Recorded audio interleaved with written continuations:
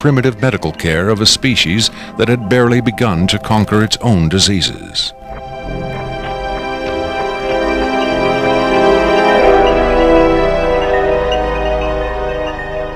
But as we will hear, there are those who claim that to the aliens, death is not a final end to be feared, but a mere transition. It was in the late 40s and early 50s that the U.S. government's policy toward UFOs was formulated. Publicly, there was Project Blue Book, which made a great show of gathering data on all the major UFO sightings, finally declaring them all to be hoaxes, mass hysteria, or swamp gas. But secretly, there may have been another policy at work.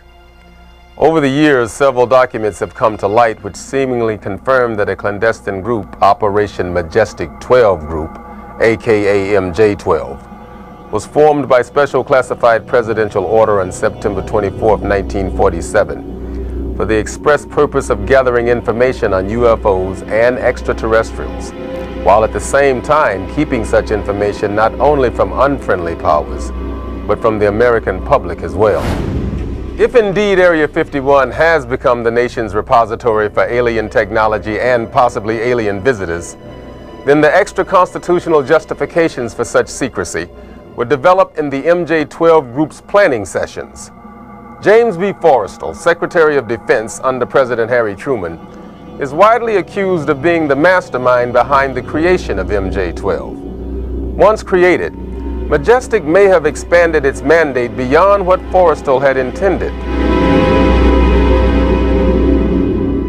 Whatever secrets Forrestal may have known concerning flying saucers and alien visitors, that knowledge died with him when in 1949 he mysteriously plunged to his death from a window at Bethesda Naval Hospital.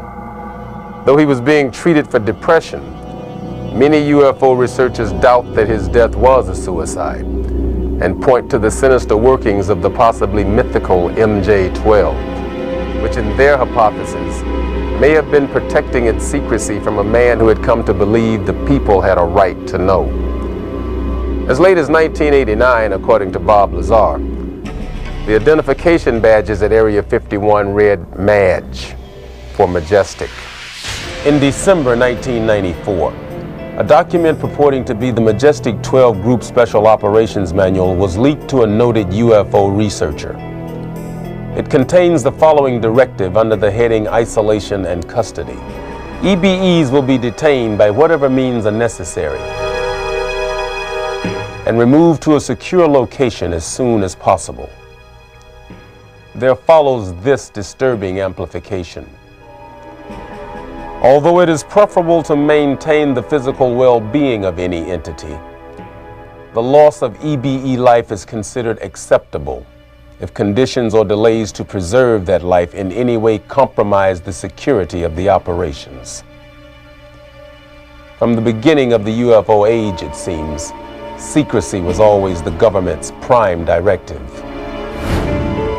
In 1988, another anonymous government source, codenamed Falcon, claimed that a second extraterrestrial biological entity, EBE2, voluntarily became a guest of our government, allowing himself to be examined and interviewed. In this scenario, Area 51 became, for a time at least, a sort of extraterrestrial embassy, the setting for mankind's first attempt at diplomacy with beings from another world. Different sources disagree as to how communication was established.